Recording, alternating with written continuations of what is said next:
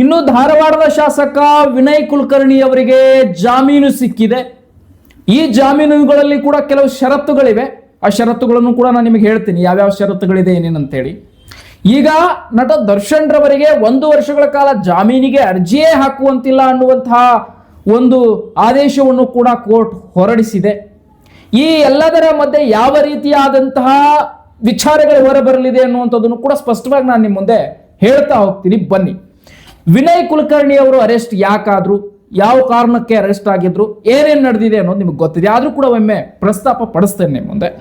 ವಿನಯ್ ಕುಲಕರ್ಣಿ ಅವರು ನೋಡಿ, ಅರೆಸ್ಟ್ ಆದ ದಿನಾಂಕ ಅಂದ್ರೆ ಅವರು 5 ನವೆಂಬರ್ 2020ರಂದು ಧಾರವಾಡದ ಜಿಲ್ಲಾ ಪಂಚಾಯಿತಿ ಸದಸ್ಯ ಯೋಗೇಶ್ ಗೌಡ ಅವರನ್ನ ಹತ್ಯೆ ಮಾಡ್ತಾರೆ ಅಂತ ಆ ಪ್ರಕರಣಕ್ಕೆ ಅವ್ರನ್ನ ಹಾಕಿಕೊಳ್ಳಲಾಗುತ್ತೆ. ಸೊ CBI ತನಿಖೆ ಕೂಡ ನಡೆಯುತ್ತೆ. ಅಲ್ಲಿಂದ ಅವರು ಬಂಧನ ಆಗ್ತಾರೆ ಯೋಗೇಶ್ ಗೌಡ ಅವರು. ಇನ್ನು ಜಾಮೀನು ಸ್ಥಿತಿ ಹೀಗಿದೆ. ಸುಪ್ರೀಂ ಕೋರ್ಟ್ ಅವರಿಗೆ 2021ರಲ್ಲಿ ಜಾಮೀನು ನೀಡಿದ್ರು ಕೂಡ ಧಾರವಾಡ ಜಿಲ್ಲೆಗೆ ಪ್ರವೇಶಿಸಿದಂತೆ ವಿಧಿಸಿದ ಷರತ್ತುಗಳನ್ನು 2023 ಆಗಸ್ಟ್ನಲ್ಲಿ ತೆರವನ್ನಗೊಳಿಸಿತ್ತು. ಅದಾದ ನಂತರ ವಿನಯ್ ಕುಲಕರ್ಣಿ ಅವ್ರನ್ನ ಮತ್ತೆ ಮೊನ್ನೆ ಅರೆಸ್ಟ್ ಮಾಡಿ ತೆಗೆದುಕೊಂಡು ಹೋಗಲಾಗಿತ್ತು. ಈಗ ಮತ್ತೆ ಅವರಿಗೆ ಜಾಮೀನನ್ನ ನೀಡಿದ್ದಾರೆ. ಏನು ಯೋಗೇಶ್ ಗೌಡ ಅವರನ್ನ ಹತ್ಯೆ ಮಾಡುವಂತಹ ಪ್ರಕರಣದಲ್ಲಿ ಇವರು ಭಾಗಿಯಾಗಿದ್ದಾರೆ ಎನ್ನುವಂತಹ ಒಂದಿಷ್ಟು ಹೆಸರುಗಳು ಕೇಳಿ ಬಂತು. ಆ ಸಂದರ್ಭದಲ್ಲಿ ಅವರನ್ನು ಅರೆಸ್ಟ್ ಮಾಡಲಾಗಿತ್ತು. ಅವರಿಗೆ ಇನ್ನೂ ಕೂಡ ಅವರ ಮೇಲೆ ಇದೆ, ಅದು ನಡೀತಾ ಇದೆ. ಆದರೆ ಅವರಿಗೆ ಈಗ ಜಾಮೀನು ಕೊಟ್ಟಿರುವಂಥದ್ದೇ ಒಂದು ವಿಶೇಷವಾಗಿ ಕಾಣಿಸ್ಕೊಳ್ತಾ ಇದೆ. ಇನ್ನು ಈ ಕಡೆ ದರ್ಶನ್ ರವರ ವಿಚಾರಕ್ಕೆ ಬಂದ್ರೆ, ಇವರು ಜೂನ್ 11, 2024ರಂದು ಅರೆಸ್ಟ್ ಆಗ್ತಾರೆ. ಅಭಿಮಾನಿಯಾಗಿರ್ತಕ್ಕಂಥ ರೇಣುಕಾ ಸ್ವಾಮಿ ಅಂತ ಹೇಳಲಾಗ್ತಾ ಇದೆ. ಆ ತರನ ಉಲ್ಲೇಖ ಮಾಡ್ತಾ ಇದ್ದಾರೆ. ಆದ್ರೆ ನಿಜಕ್ಕೂ ಕೂಡ ಅಭಿಮಾನಿನ ರೇಣುಕಾ ಸ್ವಾಮಿ ಅನ್ನುವಂಥ ಪ್ರಶ್ನೆಗಳು ಕೂಡ ಸಾಕಷ್ಟು ಹುಟ್ಟಿಕೊಳ್ಳುತ್ತೆ. ಸೊ ಇದು ಇನ್ನು ಯಾಕೆ ಚಾಲೆಂಜಿಂಗ್ ಸ್ಟಾರ್ ನಟ ದರ್ಶನ್ ರವರಿಗೆ ಬೇಲ್ ಆಗ್ತಾ ಇಲ್ಲ, ಮತ್ತೆ ಬೇಲ್ ಸಿಗೋದು ಅಷ್ಟೇ ಅಲ್ಲದೆ ಈ ಬೇಲ್ ಅನ್ನ ಕ್ಯಾನ್ಸಲ್ ಮಾಡಿದ್ರಲ್ಲ ಹೋಗಿ. ಈಗ ವಿನಯ್ ಕುಲಕರ್ಣಿ ಅವರಿಗೆ ಏನು ಸಿಕ್ಕಿದೆಯಲ್ಲ, ಇದೇ ಬೇಲು ಕೂಡ ದರ್ಶನ್ ರವರಿಗೂ ಸಿಕ್ಕಿತ್ತು. ಸರ್ಕಾರದ ಪರ ವಕೀಲರು ಹೋಗಿ ಅದನ್ನ ಬೇಲ್ ಕ್ಯಾನ್ಸಲ್ ಮಾಡಿದ್ರು. ಆದ್ರೆ ವಿನಯ್ ಕುಲಕರ್ಣಿ ಅವರಿಗೆ ಸುಮಾರು ಬಾರಿ ಬೇಲ್ ಸಿಕ್ಕಿದ್ರು, ಜಾಮೀನು ಸಿಕ್ಕಿದ್ರು. ಸೊ ಹಂಗೆ ಸಿಗ್ತಾನೆ ಇರುತ್ತೆ. ಈ ಒಂದು ವಿಚಾರದಲ್ಲಿ ಕಾನೂನು ಎಲ್ರಿಗೂ ಒಂದೇನಾ ಅಂತ ಹೇಳಿ ಕೆಲವರ ಸಾರ್ವಜನಿಕರ ಪ್ರಶ್ನೆ ಕೂಡ ಆಗ್ತಾ ಇದೆ. ಇಲ್ಲಿ ನೋಡಿ, ದರ್ಶನ್ ರವರ ಕೇಸ್ ಅಂತ ಬಂದಾಗ ಬೇರೆ ಬೇರೆ ಆಯಾಮಗಳಿರುತ್ತೆ, ಬೇರೆ ಬೇರೆ ರೀತಿಯಾದಂತಹ ಕ್ರೌರ್ಯತೆ ನಡೆದಿರುತ್ತೆ ಅಥವಾ ಇನ್ನೊಂದೇನೋ ನಡೆದಿರುತ್ತೆ. ಈ ಕೇಸ್ನಲ್ಲಿ ಬೇರೆ ರೀತಿಯಾದಂತಹ ಇನ್ವೆಸ್ಟಿಗೇಷನ್ ಆರಂಭ ಆಗಿರುತ್ತೆ. ಇನ್ನು ವಿನಯ್ ಕುಲಕರ್ಣಿ ಅವರು ಅಂದಾಗ ಇಲ್ಲಿ ಒಂದು ಬೇರೆ ರೀತಿಯಾದಂತಹ ಒಂದು ಪ್ರಕರಣ ಇರುತ್ತೆ, ಇಲ್ಲಿಯ ಆಯಾಮಗಳು ಬೇರೆ ಇರುತ್ತೆ, ಇಲ್ಲಿಯ ಕಾನೂನಿನ ಪ್ರಕರಣ ಬೇರೆ ಇರುತ್ತೆ. ಸೊ ಹಿಂಗಾಗಿ ಆ ಒಂದು ಶಿಕ್ಷೆಗಳಿಗೂ ಕೂಡ ಬೇರೆ ಆಗುತ್ತೆ ಅಂತ ನಾವು ಹೇಳ್ಬೋದು. ಆದ್ರೆ ಯಾವಾಗ ದರ್ಶನ್ ರವರ ಪ್ರಕರಣದಲ್ಲಿ ಸರ್ಕಾರದ ಪರ ವಕೀಲರು ಎಚ್ಚೆತ್ಕೊಳ್ತಾರೆ, ಸರ್ಕಾರದ ಪರ ವಕೀಲರು ಹೋಗಿ ಅಲ್ಲಿ ನಮಗೆ ಇನ್ವೆಸ್ಟಿಗೇಷನ್ ಮಾಡಕ್ಕೆ ತೊಂದರೆ ಆಗ್ತಾ ಇದೆ, ದರ್ಶನ್ ರವರನ್ನ ಒಳಗಾಕಿ ಅಂತ ಕೇಳ್ಕೊಂಡು ಜಾಮೀನು ರದ್ದು ಮಾಡಿಸ್ತಾರೆ. ಇಲ್ಲಿರುವಂತಹದ್ದು ಮೇನ್ ಪಾಯಿಂಟ್. ಇವತ್ತು ಎಷ್ಟೋ ರಾಜಕಾರಣಿಗಳು ಜಾಮೀನು ಮೇಲೆ ಬರ್ತಾರೆ, ಆದ್ರೆ ಈ ಸರ್ಕಾರದ ಪರ ವಕೀಲರಿಗೆ ಯಾಕೆ ಇದು ಕಾಣಿಸೋದಿಲ್ಲ, ಇಲ್ಲಿ ಯಾಕೆ ಸತ್ಯತೆ ಇನ್ವೆಸ್ಟಿಗೇಷನ್ ಮಾಡಬೇಕು, ಅವ್ರನ್ನ ಒಳಗಾಕಿ ಅಂತ ಹೋಗೋದಿಲ್ಲ ಅನ್ನುವಂಥ ಪ್ರಶ್ನೆ ಸಾರ್ವಜನಿಕರಿಂದಲೂ ಕೂಡ ಹೇಳ್ತಾ ಇರುವಂತಹ ಅಲೆ. ಇನ್ನು ದರ್ಶನ್ ಸರ್ ಅಭಿಮಾನಿಗಳು ಕೂಡ ಈ ಒಂದು ಪ್ರಶ್ನೆಗಳನ್ನ ಕಮೆಂಟ್ ಬಾಕ್ಸ್ಗಳಲ್ಲಿ ಇಡ್ತಾನೆ ಇರ್ತಾರೆ. ಸೊ ಇವತ್ತಿಗೆ ಇರ್ತಕ್ಕಂತಹ ಸ್ಪಷ್ಟವಾದಂತಹ ಮಾಹಿತಿಯನ್ನ ನಿಮ್ಮ ಮುಂದೆ ನಾನು ಸ್ಪಷ್ಟವಾಗಿ ತಿಳಿಸ್ಲಿಕ್ಕೆ ಬಯಸ್ತೇನೆ. ರಾಜಕೀಯವಾಗಿ ಏನ್ ನಡೀತಾ ಇದೆಯಲ್ಲ, ಇವೆಲ್ಲವೂ ಕೂಡ ಹೇಗೆ ನಡೆದ್ರು ಓಕೆ ಅನ್ನುವಂತಹ ದಿನಮಾನ ಸ್ಥಾನಕ್ಕೆ ಬಂತ. ಚಾಲೆಂಜಿಂಗ್ ಸ್ಟಾರ್ ದರ್ಶನ್ ರವರಂದಾಗ ಯಾವ ಹಂತವನ್ನು ಪಡ್ಕೊಳ್ತಾ ಇದೆ ಈ ಪ್ರಕರಣ, ರೇಣುಕಾ ಸ್ವಾಮಿಯ ಹತ್ಯೆ ಪ್ರಕರಣ. ನೋಡಿ, ಈ ಹಿಂದೆ ಒಂದು 3 ಬೇಲ್ ಸಿಗುತ್ತೆ, ಬೇಲ್ ಆಗತ್ತೆ, ಬೇಲ್ ನಡೆಯುತ್ತೆ ಅನ್ನುವಂಥ ಒಂದಿಷ್ಟು ಮಾಹಿತಿಗಳನ್ನ ಕೇಳ್ಪಟ್ಟೆ. ಬೇಲ್ ಆಗ್ತಿದೆ ಅನ್ನೋದನ್ನ ಕೇಳ್ಪಟ್ಟೆ. ಸೊ ದರ್ಶನ್ ರವರ ಪ್ರಕರಣದಲ್ಲೂ ಕೂಡ ಒಂದು ಪಾಸಿಟಿವಿಟಿ ಬರ್ತಾ ಇದೆ ಅನ್ನೋದನ್ನ ಕೇಳ್ಪಟ್ಟೆ. ಆದ್ರೆ ಇವತ್ತಿಗೆ ಏನು ದರ್ಶನ್ ರವರ ರೇಣುಕಾ ಸ್ವಾಮಿಯ ಪ್ರಕರಣದಲ್ಲಿ ನಡೆದಿದೆಯಲ್ಲ, ಸರ್ಕಾರದ ಪರ ವಕೀಲರು ತೋರಿಸಿದಂತ ಕಾಳಜಿ ಇದೆಯಲ್ಲ, ಇದೆಲ್ಲವೂ ಕೂಡ ಪ್ರತಿಯೊಂದು ಪ್ರಕರಣದಲ್ಲಿ ನಡಿಬೇಕು ಅನ್ನುವಂಥದ್ದೇ ಸಾರ್ವಜನಿಕವಾಗಿ ಬರ್ತಾ ಇರುವಂತಹ ಕೂಗು. ಅಂದ್ರೆ ದರ್ಶನ್ ರವರ ಪ್ರಕರಣ ಅಂದಾಗ ಯಾವ ರೀತಿ ಇಷ್ಟು ದಪ್ಪ ಚಾರ್ಜ್ ಶೀಟ್ ಅನ್ನ ಉಲ್ಲೇಖ ಮಾಡಿ, ಇಷ್ಟು ದಪ್ಪ ಚಾರ್ಜ್ ಶೀಟ್ ಅನ್ನ ಉಲ್ಲೇಖ ಮಾಡಿದ್ರು. ಇದುವರೆಗೂ ಯಾವ ಒಬ್ಬ ಉಗ್ರಗಾಮಿಗೂ ಕೂಡ ಅಷ್ಟು ದಪ್ಪ ಚಾರ್ಜ್ ಶೀಟ್ ಉಲ್ಲೇಖ ಮಾಡಿದ್ದಾರೋ ಇಲ್ವೋ ನಮಗಂತೂ ಗೊತ್ತಿಲ್ಲ. ಆದ್ರೆ ದರ್ಶನ್ ರವರ ಪ್ರಕರಣದಲ್ಲಿ ಇಷ್ಟು ದಪ್ಪ ಪುಸ್ತಕವನ್ನ ರೆಡಿ ಮಾಡಿ ಚಾರ್ಜ್ ಶೀಟ್ ಅನ್ನ ಉಲ್ಲೇಖ ಮಾಡಿದ್ರಂತ. ಇನ್ನು ಸರ್ಕಾರದ ಪರ ವಕೀಲರು ಹೋಗಿ ವಾದ ಮಾಡಿ ಯಾರು ಜಾಮೀನನ್ನ ಕ್ಯಾನ್ಸಲ್ ಮಾಡಿದಾರೋ ಇಲ್ವೋ ಈ ಹಿಂದೆ ನಾವು ನೋಡಿಲ್ಲ. ಆದ್ರೆ ದರ್ಶನ್ ರವರ ಪ್ರಕರಣದಲ್ಲಂತೂ ನೋಡಿದ್ವಿ, ಹೋಗಿ ಬೇಲ್ ಕ್ಯಾನ್ಸಲ್ ಅನ್ನ ಮಾಡಿರುವಂಥದ್ದು ಸರ್ಕಾರದ ಪರ ವಕೀಲರು. ಈಗ ಏನು ಯೋಗೇಶ್ ಗೌಡ ಅಂತಕ್ಕಂಥವ್ರನ್ನ ಹತ್ಯೆ ಪ್ರಕರಣದಲ್ಲಿ ಭಾಗಿಯಾಗಿದ್ದಾರೆ ವಿನಯ್ ಕುಲಕರ್ಣಿ ಅಂತ ಹೇಳಿ ಅವರ ಮೇಲೆ ಏನು ಒಂದು CBI ತನಿಖೆ ನಡೆಸಿ ಅವ್ರನ್ನ ಬಂಧನ ಮಾಡಿತ್ತು. ಅದರ ನಂತರದಲ್ಲಿ ಅವರಿಗೆ ಜಾಮೀನು ಕೂಡ ಸಿಕ್ಕಿದೆ, ಹೊರಗಡೆ ಬಂದಿರುವಂಥದ್ದು ಕೂಡ ನಾವು ನೋಡ್ತಾ ಇದ್ದೀವಿ. ಸೊ ಈ ವಿಚಾರ ಇರಬೇಕಾದ್ರೆ ವಿನಯ್ ಕುಲಕರ್ಣಿ ಅವರಿಗೆ ಜೀವಾವಧಿ ಶಿಕ್ಷೆ ಅಂತೆಲ್ಲ ಬಿಟ್ರು. ನೀವು ಕೇಳಿರ್ತೀರಾ, ವಿನಯ್ ಕುಲಕರ್ಣಿ ಅವರಿಗೆ ಜೀವಾವಧಿ ಶಿಕ್ಷೆ ಅನ್ನುವಂಥದ್ದನ್ನೆಲ್ಲ ಕೇಳಿದ್ದೀರಿ.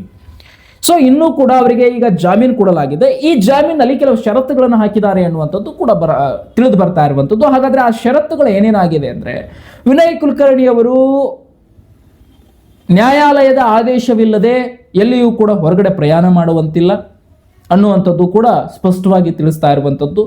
ಇನ್ನು ವಿನಯ್ ಕುಲಕರ್ಣಿ ಅವರು ಯಾವಾಗ ತನಿಖೆಗೆ ಕರೀತಾರೋ ಆವಾಗ ಹೋಗ್ತಕ್ಕಂಥದ್ದು ಇದು ಒಂದು ವಿಚಾರಣೆ. ಸೊ ವಿನಯ್ ಕುಲಕರ್ಣಿ ಅವರಿಗಿರ್ತಕ್ಕಂತಹ ಷರತ್ತುಗಳು ಬಹುತೇಕ ಮತ್ತೆ ಅವರು ಶಾಸಕರಾಗಿ ಮುಂದುವರಿತಾರಾ ಅನ್ನುವಂಥ ಒಂದಿಷ್ಟು ಸಂಶಯಗಳು ಕೂಡ ಬಹಳಷ್ಟು ಮೂಡ್ತಾ ಇದೆ ಇಲ್ಲಿ. ಅಂದ್ರೆ ಮತ್ತೆ ಶಾಸಕರಾಗಬಹುದು ಅವರು. ಈಗ ಶಾಸಕರೇ ಇದ್ರು ಅವರು ಧಾರವಾಡದಲ್ಲಿ, ಇದೇನು ಪ್ರಕರಣ ನಡೀತಾ ಇತ್ತೋ ಹೋಗ್ಬೇಕಾಯ್ತು ಜೈಲಿಗೆ. ಇನ್ನು ಅವರು ಶಾಸಕರಾಗಲಿಕ್ಕೆ ಸಾಧ್ಯತೆ ಇದೆಯಾ, ಈಗ ಶಾಸಕರಾಗಿ ಮುಂದುವರಿಲಿಕ್ಕೆ ಆ ಒಂದು ಆದ್ಯತೆಯನ್ನು ಕೊಡ್ತಾರಾ ಅನ್ನುವಂಥ ಪ್ರಶ್ನೆಗಳು ಸಾಕಷ್ಟು ಮೂಡುತ್ತೆ. ಈಗ ವಿನಯ್ ಕುಲಕರ್ಣಿ ಅವರು ಬಿಡಿ, ಅವ್ರು ಬಂದರು, ಜಾಮೀನ್ ಮೇಲೆ ಹೊರಗಡೆ ಬಂದಿದ್ದಾರೆ, ಅವರ ಅಭಿಮಾನಿಗಳಿಗೂ ಕೂಡ ಖುಷಿಯಾಗಿದೆ, ಆಮೇಲೆ ಅವರ ಮನೆಯವರಿಗೂ ಕೂಡ ಖುಷಿಯಾಗಿದೆ, ಏನೋ ನಡೀತಾ ಇದೆ. ಆದರೆ ಈ ಕಡೆ ದರ್ಶನ್ ರವರ ಪ್ರಕರಣದಲ್ಲಿ 1 ವರ್ಷಗಳ ಕಾಲ ನೀವು ಬೇಲ್ಗೆ ಅರ್ಜಿನೇ ಹಾಕಬೇಡಿ ಅಂತೇನು ನ್ಯಾಯಾಲಯ ಒಂದು ಆದೇಶವನ್ನು ಹೊರಡಿಸ್ತು. ಇದು ಈ ಕಡೆ ದರ್ಶನ್ ಅವರ ಅಭಿಮಾನಿಗಳಿಗಾಗಿರಬಹುದು, ಅವರ ಕುಟುಂಬದವರಿಗಾಗಿರಬಹುದು ದೊಡ್ಡ ಮಟ್ಟದ ಒಂದು ದುಃಖವಾಗುವಂಥ ಸನ್ನಿವೇಶವನ್ನ ನಾವು ನೋಡ್ತಾ ಇದ್ದೀವಿ ಸಾರ್ವಜನಿಕವಾಗಿ ಅಲ್ಲಿ ಹೇಳ್ತಾ ಇರುವಂಥದ್ದನ್ನ.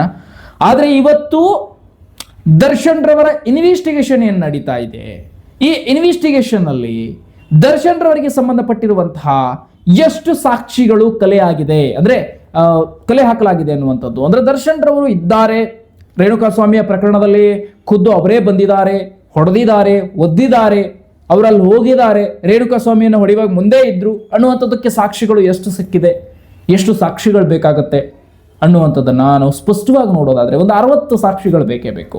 ಒಂದು 60 ಸಾಕ್ಷಿಗಳಾದರೆ ಸಾಕು. ಒಂದು 25 ಸಾಕ್ಷಿಗಳಂತೂ ಸ್ಟ್ರಾಂಗ್ ಇರುವಂಥ ಸಾಕ್ಷಿಗಳಾದರೆ ಮುಗ್ದೋಯ್ತು. ಸೊ ಆದರೆ ಇವತ್ತಿಗೆ ಇನ್ನೂ ಕೂಡ ವರ್ಷಗಟ್ಟಲೆ ಹಾಗೆ ಇವರು ನಾವು ಇನ್ವೆಸ್ಟಿಗೇಷನ್ ನಡೆಸ್ತೀವಿ ಅಂತ ಏನು ಹೇಳಿದ್ದಾರೆ. ಸೊ ಅದಕ್ಕೆ ಒಂದು ನ್ಯಾಯಾಲಯ ಕೂಡ ಒಂದು ಆದೇಶ ಕೊಟ್ಟಿದೆ, ಇಷ್ಟು ಸಮಯದೊಳಗಡೆ ನೀವು 1 ವರ್ಷದೊಳಗಡೆ ನೀವು ಈ ಒಂದು ಇನ್ವೆಸ್ಟಿಗೇಷನ್ ಕಂಪ್ಲೀಟ್ ಮಾಡಿ ಮುಂದೆ ತಂದು ಹಾಜರಾಗಬೇಕು ಅನ್ನುವಂಥದ್ದು. ಅದಾದ ಮೇಲೆ ದರ್ಶನ್ ರವರು ಕೂಡ ಜಾಮೀನಿಗೆ ಅರ್ಜಿಯನ್ನು ಹಾಕಬಹುದು. ಬಹುತೇಕ ದರ್ಶನ್ ರವರು ಆಗ ಈ ಇನ್ವೆಸ್ಟಿಗೇಷನ್ 1 ವರ್ಷದೊಳಗೆ ಮುಗಿದೇ ಇದ್ರೆ ಏನು ಜಾಮೀನು ಹಾಕಲಿಕ್ಕೆ ಅವಕಾಶ ಇಲ್ವಲ್ಲ, ಆ ಕೊನೆಯ ದಿನಾಂಕದವರೆಗೂ ಇವರ ಒಂದು ಇನ್ವೆಸ್ಟಿಗೇಷನ್ ಮುಗಿದೇ ಇದ್ರೆ ಆ ಟೈಮಿಂಗ್ನಲ್ಲಿ ಮತ್ತೆ ಇವರು ಜಾಮೀನು ಹಾಕಿದ್ರೆ ಬಹುತೇಕ ಜಾಮೀನು ಆಗತ್ತಾ ಅನ್ನುವಂಥ ಪ್ರಶ್ನೆ ಕೂಡ ಮೂಡ್ತಾ ಇದೆ. ಯಾಕಂದ್ರೆ ಈಗ ಇರುವಂತಹ ಸಿಚುವೇಶನ್ಸ್ಗೆ ದರ್ಶನ್ ರವರಿಗೆ ಜಾಮೀನು ಆಗುತ್ತಾ ಅನ್ನುವಂಥ ಪ್ರಶ್ನೆ ಮೂಡುತ್ತೆ. ಆದರೆ ಕೊನೆಯದಾಗಿ ಇಲ್ಲಿ ಹುಟ್ಕೊಳ್ತಾ ಇರುವಂತಹ ಪ್ರಶ್ನೆಗೆ, ಅಭಿಮಾನಿಗಳಿಗೆ ಆಗ್ತಾ ಇರುವಂತಹ ಗೊಂದಲಕ್ಕೆ ತೆರೆ ಎಳೆಯುವಂತಹ ಒಂದು ಸಂದರ್ಶನವಾಗಿ ನಾನು ನಿಮ್ಮ ಮುಂದೆ ಈ ಮಾತನ್ನ ಹೇಳ್ತಾ ಇದ್ದೇನೆ. ವಿನಯ್ ಕುಲಕರ್ಣಿ ಅವರಿಗೆ ಮೊನ್ನೆ ಅರೆಸ್ಟ್ ಆಗಿರುವಂತಹ ವಿನಯ್ ಕುಲಕರ್ಣಿ ಜಾಮೀನನ್ನು ಪಡ್ಕೊಂಡು ಹೊರಗಡೆ ಬಂದರು. ಆದರೆ ದರ್ಶನ್ ರವರು 2 ವರ್ಷ ಜೈಲಲ್ಲಿದ್ದರೂ ಕೂಡ ಅವರಿಗೆ ಜಾಮೀನನ್ನೇ ನೀಡಲ್ಲ 1 ವರ್ಷದ ತನಕ ಅಂತ ನ್ಯಾಯಾಲಯ ಈ ರೀತಿಯಾದಂಥ ಒಂದು ಆದೇಶವನ್ನು ಹೊರಡಿಸ್ತು. ಇದು ಯಾವ ನ್ಯಾಯಾಲಯ ಮತ್ತು ಇದು ಕಾನೂನು ಎಲ್ರಿಗೂ ಒಂದೇನಾ ಅನ್ನುವಂಥ ಪ್ರಶ್ನೆ ಸಾರ್ವಜನಿಕವಾಗಿ ಮತ್ತು ದರ್ಶನ್ ರವರ ಅಭಿಮಾನಿಗಳಲ್ಲಿ ಹುಟ್ಟುಕೊಳ್ತಾ ಇರುವಂತಹ ಮೋಸ್ಟ್ ಇಂಪಾರ್ಟೆಂಟ್ ಪಾಯಿಂಟ್ ಆಗಿದೆ. ಸೊ ಈ ಒಂದು ಪಾಯಿಂಟ್ಗೆ ತೆರೆ ಎಳೆಯುವಂತಹ ಪ್ರಯತ್ನ ನಡೆಯುತ್ತೆ. ಸೊ ಏನು ಒಂದು ವಿಚಾರ ಇದೆ ಅಂದರೆ, ವಿನಯ್ ಕುಲಕರ್ಣಿಯವರ ಒಂದು ಕೇಸ್ ಏನಿದೆ ಬೇರೆ ಆಯಾಮವನ್ನ ಪಡ್ಕೊಂಡು ಮುಂದೆ ತನಿಖೆ ಹೋಗ್ತಾ ಇರುತ್ತೆ. ಇನ್ನು ದರ್ಶನ್ ರವರ ಪ್ರಕರಣ ಕೂಡ ಬೇರೆ ಬೇರೆ ಆಯಾಮಗಳನ್ನು ಪಡ್ಕೊಳ್ತಾ ಇರುತ್ತೆ. ನ್ಯಾಯಾಲಯದಲ್ಲಿ ಬೇರೆ ಬೇರೆ ರೀತಿಯಾದಂತಹ ಆಯಾಮಗಳಿರುತ್ತೆ. ಇವರ ಒಂದು ವ್ಯವಸ್ಥೆ ಹೇಗಿದೆ, ವಿನಯ್ ಕುಲಕರ್ಣಿ ಯಾವ ರೀತಿಯಾದಂಥ ಈ ಪ್ರಕರಣದಲ್ಲಿ ಎಷ್ಟು ಭಾಗಿಯಾಗಿದ್ದಾರೆ, ಮತ್ತೆ ದರ್ಶನ್ ರವರು ಈ ಪ್ರಕರಣದಲ್ಲಿ ರೇಣುಕಾಸ್ವಾಮಿ ಹತ್ಯೆ ಪ್ರಕರಣದಲ್ಲಿ ಎಷ್ಟು ಭಾಗಿಯಾಗಿದ್ದಾರೆ ಅನ್ನುವಂಥ ಒಂದಿಷ್ಟು ಆಯಾಮಗಳು ಬೇರೆ ಬೇರೆ ಇರುತ್ತೆ. ಇಲ್ಲಿ ಬೇಸರದ ಸಂಗತಿ ಎನ್ನುವಂಥದ್ದು ಅಭಿಮಾನಿಗಳಿಗೆ ಪೂರ್ಣವಾಗಿ ಕಾಡ್ತಕ್ಕಂಥದ್ದು ಏನಂದ್ರೆ, ಜಾಮೀನನ್ನು ಪಡ್ಕೊಂಡು ಬಂದಂತಹ ನಟ ದರ್ಶನ್ ರವರು ಜಾಮೀನ್ ಮೇಲೆ ಇದ್ದಂಥ ಟೈಮಿಂಗ್ನಲ್ಲಿ ಸರ್ಕಾರದ ಪರ ವಕೀಲರೇ ಹೋಗಿ ಇದನ್ನ ಬೇಲ್ ಕ್ಯಾನ್ಸಲ್ ಮಾಡಿ ಅಂತ ಬೇಲ್ ಕ್ಯಾನ್ಸಲ್ ಮಾಡಿರೋದಿದೆಯಲ್ಲ, ಇದು ಅಭಿಮಾನಿಗಳ ತಲೆಯಲ್ಲಿ ಹುಟ್ಟುಕೊಳ್ತಾ ಇರುವಂತಹ ಪ್ರಶ್ನೆ, ಸಾರ್ವಜನಿಕರ ತಲೆಯಲ್ಲಿ ಹುಟ್ಟುಕೊಳ್ತಾ ಇರುವಂತಹ ಪ್ರಶ್ನೆ. ಈಗ ರಾಜಕಾರಣಿಗಳು ಜಾಮೀನ್ ಮೇಲೆ ಹೊರಗಡೆ ಬರ್ತಾರೆ, ಯಾಕೆ ಸರ್ಕಾರದ ಪರ ವಕೀಲರು ಹೋಗಲ್ಲ? ನಾವು ಇದನ್ನ ಇನ್ವೆಸ್ಟಿಗೇಷನ್ ಮಾಡ್ತಾ ಇದೀವಿ, ಇದನ್ನ ನಾವು ಇನ್ವೆಸ್ಟಿಗೇಷನ್ ಮಾಡಿ ಇದನ್ನೆಲ್ಲ ಸತ್ಯ ಹೊರಗಡೆ ತರ್ತೀವಿ ಅಂತ ಯಾಕೆ ಸರ್ಕಾರದ ಪರ ವಕೀಲರು ಕಾಳಜಿ ವಹಿಸಲ್ಲ? ದರ್ಶನ್ ರವ್ರನ್ನ ಪ್ರಕರಣದಲ್ಲಿ ಯಾಕೆ ಇಷ್ಟು ಕಾಳಜಿ ವಹಿಸಿದ್ರು, ಯಾಕೆ ಅವ್ರು ಬೇಲ್ ಕ್ಯಾನ್ಸಲ್ ಮಾಡಿದ್ರು, ಜಾಮೀನ್ ಕ್ಯಾನ್ಸಲ್ ಮಾಡಿದ್ರು ಅನ್ನುವಂಥದ್ದೇ ಒಂದು ದೊಡ್ಡ ಪ್ರಶ್ನೆಯಾಗಿ ಉಳ್ಕೊಂಡಿದೆ. ನಿಜಕ್ಕೂ ಕೂಡ ಸತ್ಯಾಸತ್ಯತೆಗಳು ಹೊರಗಡೆ ಬರುತ್ತೆ. ನ್ಯಾಯಾಲಯ ಗಣನೀಯವಾಗಿ ಯಾವ ಒಂದು ವಿಚಾರಗಳನ್ನ ಇಟ್ಕೊಂಡು ತೀರ್ಪನ್ನ ಕೊಡುತ್ತೆ ಅನ್ನುವಂಥದ್ದನ್ನು ಕಾದು ನೋಡಬೇಕಿದೆ. ಆದಷ್ಟು ವಿನಯ್ ಕುಲಕರ್ಣಿ ಅವರಿಗೆ ಈಗ ಬಿಗ್ ರಿಲೀಫ್ ಸಿಕ್ಕಿದೆ, ಮಧ್ಯಂತರ ಜಾಮೀನು ಮೇಲೆ ಹೊರಗಡೆ ಬಂದಿದ್ದಾರೆ. ಇನ್ನು ದರ್ಶನ್ ರವರು ಇನ್ನೂ ಕೂಡ ಕಾಯುವಿಕೆಯ ನಡೀತಾ ಇದೆ. ಅವ್ರಿಗೂ ಕೂಡ ಆದಷ್ಟು ಬೇಗ ಹೊರಗಡೆ ಬರುವಂತಹ ಒಂದು ದೇವರು ಆಶೀರ್ವಾದವನ್ನ ಅನುಗರಿಸಲಿ ಮತ್ತು ಅವರಿಗೆ ಕರುಣಿಸಲಿ ಅಂತ ಕೇಳ್ಕೊಳ್ತೀನಿ. ಸೊ ಮತ್ತಷ್ಟು ಮಾಹಿತಿಗಳೊಂದಿಗೆ ನಿಮ್ಮನ್ನ ಭೇಟಿ ಮಾಡ್ತೀನಿ. ಇನ್ನಷ್ಟು ಮಾಹಿತಿಗಳನ್ನ ಪಡೆಯೋದಕ್ಕೆ ವಜ್ಜಿಎಂ ಸರ್ಕಾರ ಚಾನಲ್ನ ಸಬ್ಸ್ಕ್ರೈಬ್ ಮಾಡ್ಕೊಳ್ಳಿ, ಆದಷ್ಟು ಶೇರ್ ಮಾಡಿ. ನಮಸ್ಕಾರ, ಮತ್ತೆ ಸಿಗ್ತೀನಿ.